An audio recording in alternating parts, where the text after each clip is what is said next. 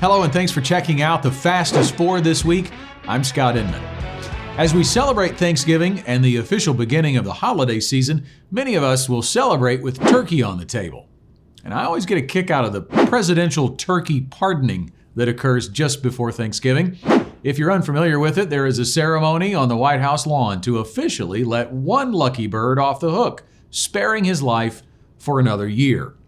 For whatever reason, it got me thinking about how rough 2022 has been, and what would I choose to pardon, and what would I choose to push right under that axe and get rid of?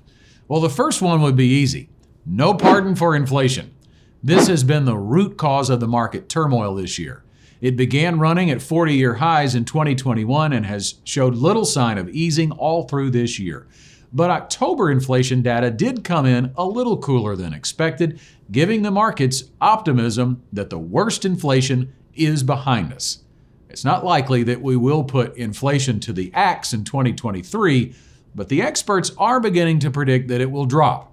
DoubleLine CEO Jeffrey Gundlach said earlier this month he believes it could be down to 4% by May.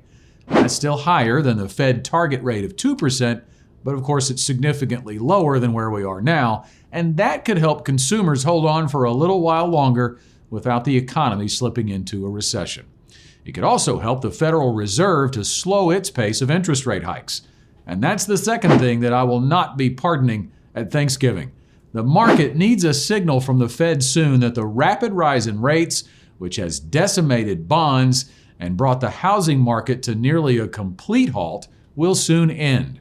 So far, the Fed has hiked rates from near zero at the start of the year to near 4%.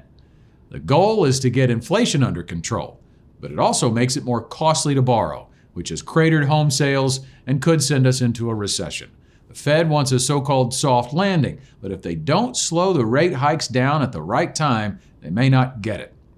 The market is looking for any piece of good news it can find to potentially gain back the losses of 2022.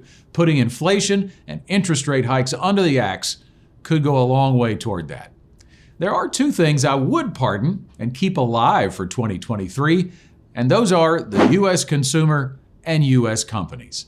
They have both continued to hang on through this year. At the end of the day, consumer spending makes up 2/3 of the U.S. economy, and consumers have found a way to mostly weather the inflation storm so far. After dropping in July, spending has been up for 2 straight months as we enter the holiday season. Now, of course, credit card usage is up too, so that means we can't weather this storm forever. Corporate earnings are slowing, but they do continue to be solid. Profits are still high, all while stock prices have been beaten up. If we can keep these things alive in 2023, we may get the soft landing and avoid a recession, or at least a severe one.